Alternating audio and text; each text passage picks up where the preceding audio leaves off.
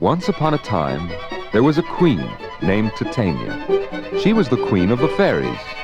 Once upon a time, there was a king named Oberon. He was king of the fairies.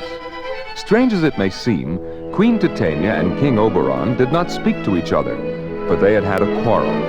To make matters worse, on a summer night, they were both invited to the wedding of a prince who lived on the edge of their forest. As they drew near the prince's palace, Queen Titania and her fairies, and King Oberon and all his royal court, met in the woods. Together through the wildwood, skipping hand in hand. Together through the wildwood comes our fairy band. Horns around, sweetly sound, echoing the music of the Queen of Fairyland.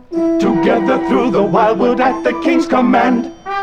Together through the wildwood comes our fairy band. Drums resound all around as we march together with the King of Fairyland. Queen Titania was still angry with King Oberon. When she saw him, she turned away. At this, King Oberon decided once and for all to show her his power. To carry out his plan, he needed the help of his messenger, the mischievous fairy, Puck. Come here, Puck. Yes, Your Majesty. I showed you a flower once, a magic flower. I remember. If you rub the petals of this magic flower on the eyes of anyone who's asleep, that person must fall in love with the first one he sees when he awakes. Bring me that flower, Puck. We'll use it tonight on Queen Titania. And when she wakes up, we will see what will happen. I'll find that flower, Your Majesty. I'll put a circle round about the world in 40 minutes. Of course, Queen Titania didn't know what King Oberon planned to do. And so, in another part of the forest, she prepared to go to sleep. Come now, my fairies, a lullaby. Sing me to sleep. Ye spotted snakes with double tongue, thorny hedgehogs be not seen. Newts and blindworms do no wrong. Come not near our fairy queen. Newts and blindworms do no wrong. Come not near our fairy queen. Come not near our fairy queen. Hence away, hence away, hence away. Philomel with melody, singing our sweet lullaby, lullaby, lullaby, lullaby, lullaby. Never harm nor spell nor charm, come our lovely lady nigh. So good night, so good night, so good night, so good night, so good night, so good night with lullaby.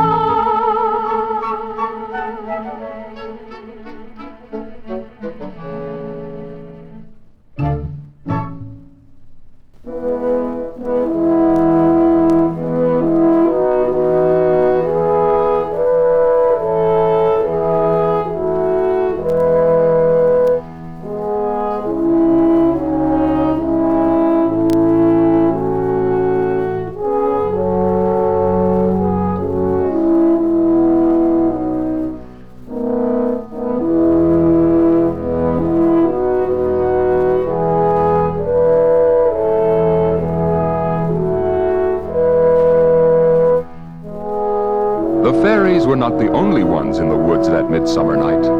While Queen Titania slept, some clowns came to the woods to rehearse a dance and a play for the prince's wedding. Here's a good spot to practice. Choose your partners now. We'll try our dance. Dancing in the forest green, while the silver moon is bright. You'll be king and I'll be queen, dancing in the forest green. Lads and lasses, join and follow, while the silver moon is bright. Lads and lasses, join and follow, through the magic moonlight. Dancing in the forest green, while the silver moon is bright. You'll be king and I'll be queen, dancing in the forest green.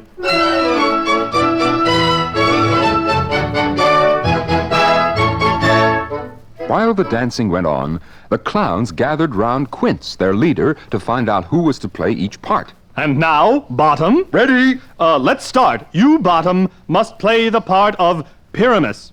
What's Pyramus? A king or a lover? He is a lover who loves the lady Thisbe. Oh, how I'll play that part. I'll groan and I'll sigh. They'll weep to see me. You better warn everyone who comes. Let 'em have their handkerchiefs ready. And you, Francis Flute, you must play the part of the lady Bottom loves. Her name is Thisbe. Oh, I don't want to play the part of a lady. Well, let me play that part too. I'll hide my beard. I'll play the Lady Thisbe too. I'll speak in a monstrous little voice. Oh, Pyramus, my lover dear. And then there's the part of a lion. Who'll be the lion? Let me be the lion. I'll roar. Hey! I'll roar so loud it'll make the prince say, let him roar again. Let him roar again. But if you roar so, it will frighten the ladies. Oh, but I will roar gently like any dove. I'll roar like any nightingale. And if I frighten them, I'll poke my head out from under the lion's skin and say, ladies, do not be frightened. I am not really a lion. I am no such thing. I am a man, like other men. I am Bottom. Meanwhile, Puck had found the magic flower and brought it to King Oberon. And now in the woods, Puck came upon the busy actors. Being a very mischievous fairy, he decided to play a trick and put a donkey's head on Bottom. Puck waved his fairy wand, and immediately Bottom had a donkey's head. Of course, Bottom didn't know this, but whenever he tried to speak, he could only say, hee-haw, hee-haw.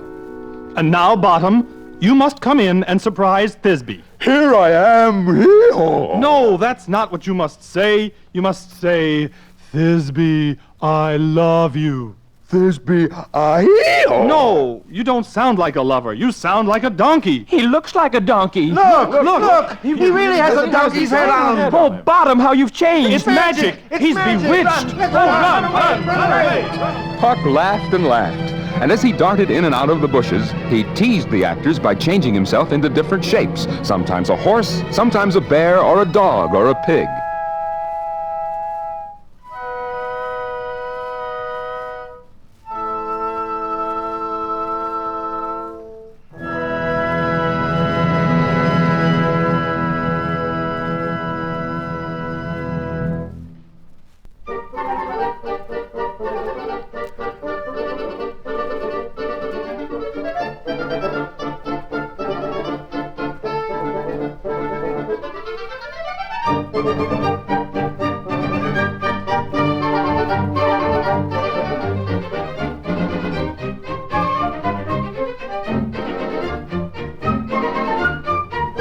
While Puck's mischief was going on, King Oberon rubbed the petals of the magic flower on Queen Titania's eyes.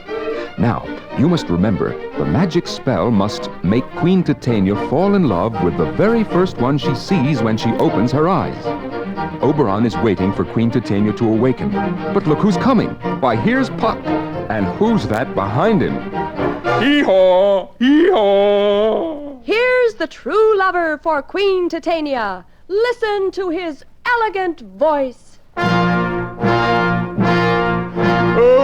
my love, and you will hear hee-haw, hee-haw, the voice of true love sounding clear, hee-haw, hee-haw. Look, Bottom serenade his awakened Queen Titania.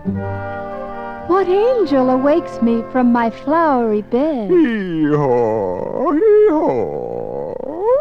Please, sing again. Your song is so sweet, and you are so handsome. Hee-haw, hee-haw. Such blue eyes, such pearly teeth. Oh, my beautiful hero. Hero, hee-haw. Well, if I could fight my way out of this woods. Out of this woods do not desire to go. I'll give you servants to wait upon you. Peas blossom, moth, cobweb, mustard seed. Ready? And I. And I. And I. What shall we do? Be kind and courteous to this gentleman. Feed him with apricots and dewberries, and pluck the wings from painted butterflies to fan the moonbeams from his lovely eyes. Hail, Bottom! Hail, hail, hail! Where is Peas Blossom? Ready? Scratch my head, Peas Blossom. And mustard seed? What's your will? Nothing but to help peas blossom to scratch. Come now, sweet love. We'll have a fairy feast. Hee-haw, that's talking. Now I'd like some dried oats. I want plenty of oats. And methinks I have a great desire for a bottle of hay. Good hay, sweet hay.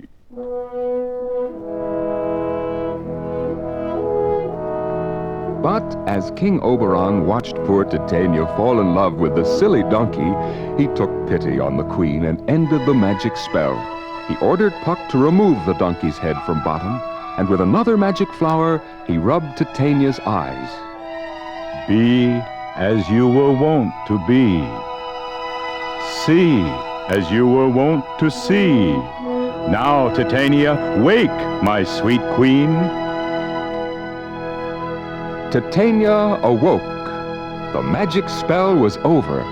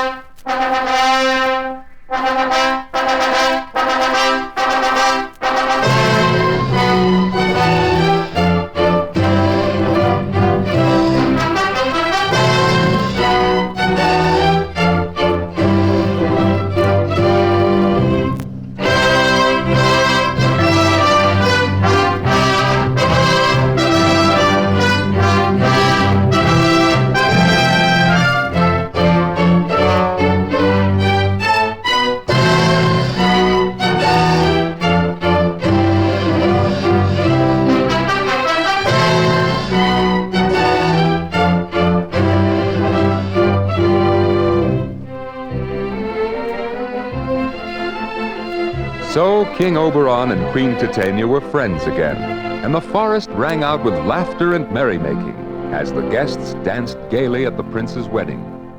All around, up and down, come and dance like a clown. You too, you too.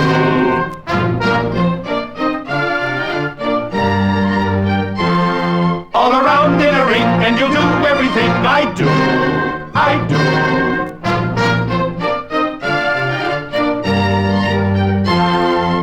Follow, follow, all together, singing, dancing, follow everyone.